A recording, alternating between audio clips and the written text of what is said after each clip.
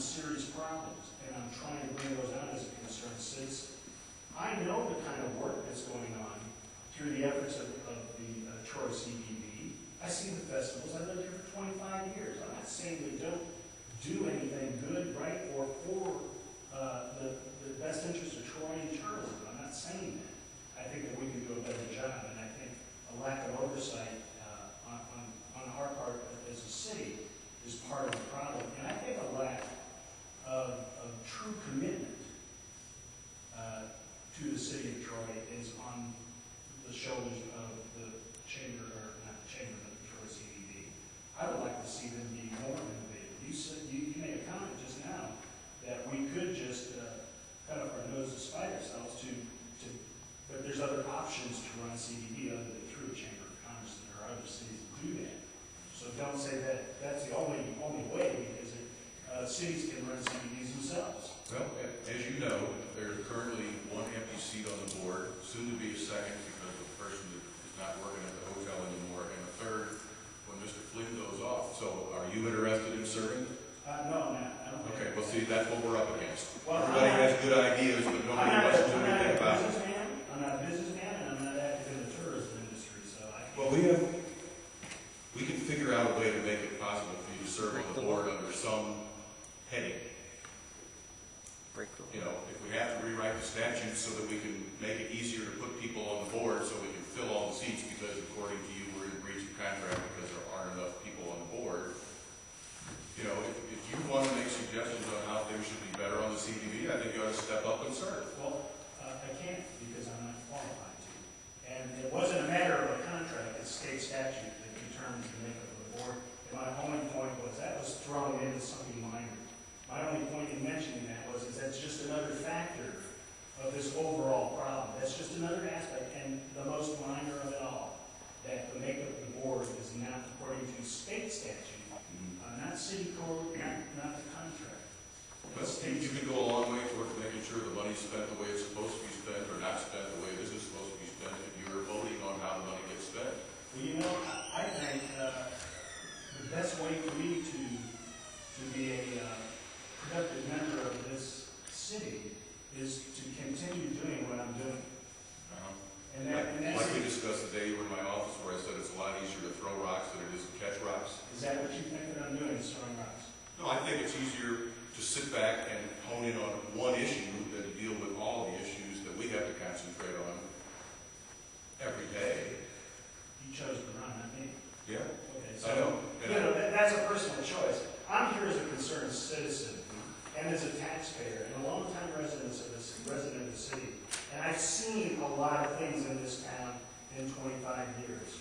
And the mood of constituents is that we want to begin to hold our officials accountable. And if I look in just a quick 2 weeks, and I look at a few simple documents, and I find a serious problem, I think it's incumbent upon me to come, as I am right now. How long have you felt there have been problems to deal with? How long have you felt like there were problems to deal with in the city? As a concerned citizen. Probably about after 2 years of living here. Okay, so for the last 23 years you sat on your hands. No, you don't know that. I've never seen you at a meeting in all the meetings that I've been to. That doesn't mean that I'm sitting on my hands. I have to say, this is just a personal attack. And it's your attitude that you have in me emails, and just for the record, I don't appreciate that. It's not very professional. I'm trying to be a concerned citizen here. I've offered a few suggestions. I don't just try to come up with stuff to complain about without trying to help find solutions. Those were my recommendations. The board makes the decision on what to do. If it's in the best interest of the city, according to yourself, to not terminate this contract, but yet gain some oversight and start working and making this a better product for the benefit of me and my family in this city, then I'm all for that. Well, we thank you for your time. Thank you. What would be the repercussions of us terminating the contract? Legally. Well, that's why I requested a closed session. We only need a closed session if the board has questions about the rights and responsibilities of the contract and what legal repercussions would be terminated. If the board's not inclined to do that,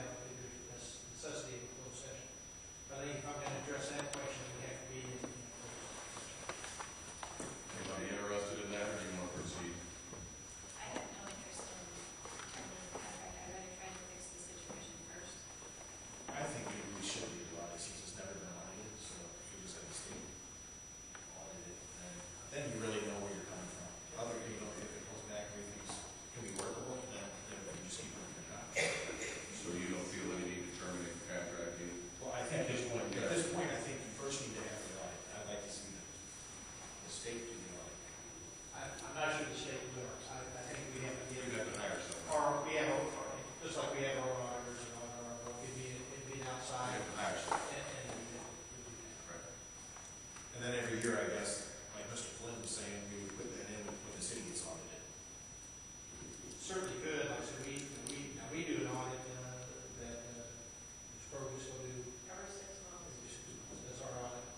They were Just just we're doing managing by law to do that, but we can certainly get bid. Now, into an audit, I mean, probably my recommendation would be put it out for RFP, request for proposal, get some rates, for folks to do that, and put it on one of your regular board agendas and decide, if you're gonna do it, we look at the cost, and if you decide to do it, then who are you gonna retain to do the audit?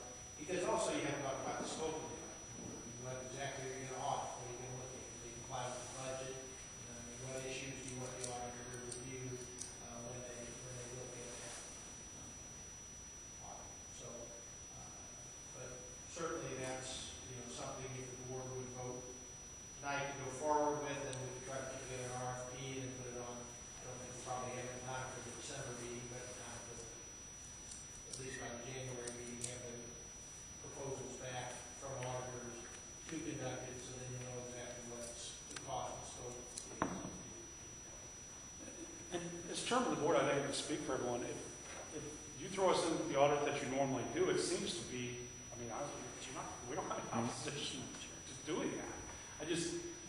Sending out and doing a full audit on us and hiring someone doesn't seem to be a good expenditure of the city's money. But if Kroger's due every 6 months, throw us in there too and audit us, I guess. It just seems to be not a good use of the city's money to spend for an audit when we don't know if there's a problem there. I mean, there's